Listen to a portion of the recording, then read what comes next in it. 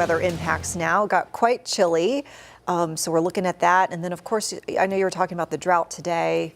That's a tough one. I know. I'm just so sick of talking about it because we know that we're drier than normal this time of year, but unfortunately we went into the dry season already in drought conditions, so it's probably something we'll continue to talk about. And really, it's not in the near term that my concern, I guess, for no better term, is it's really as we get closer to the end of the year in early 2026. If we're already under drier than normal conditions and you add in our normal fire danger season and there's more leaves on the ground, and then we're already kind of going into that drier and warmer expected winter, it could essentially allow for that fire danger to eventually get worse. So it goes hand in hand with the two. And of course, it can also impact folks who work in agriculture as well. And so right now we're pretty much dealing with a not significant change over the last week. You can actually look at the very bottom of your screen. There was a small, tiny sliver of addition in the southern part of South Carolina. But other than that, no substantial change, positive or negative, with the drought monitor. So good news is it hasn't gotten worse, but the bad news is, again, we haven't seen any improvement here. Our average rainfall so far this month is about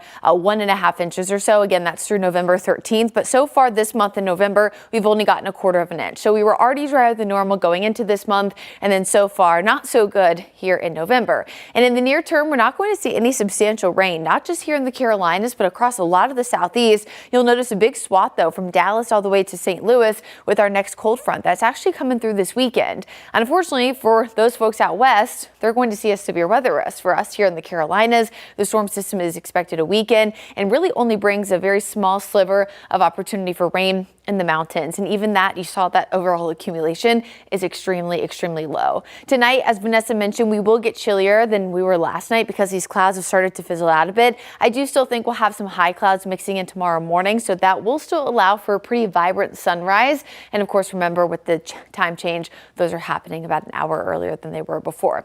Temperatures overnight, mid to upper 30s. If you live in the Charlotte metro, so within the 45 loop, lesser chance that you'll see patchy frost, but pretty much everyone has a chance overnight.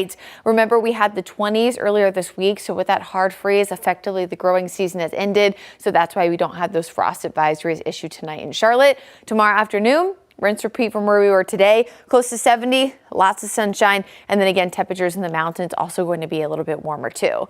We've actually been more like October over the last week, week and a half, with the exception of that cold snap earlier this week. That felt more like January, but we're starting to soar back into those November feels. But this weekend is really going to be just like last weekend. We're looking at temperatures in the mid to upper 70s once again. Even overnight lows, especially Sunday morning, will be pretty warm there.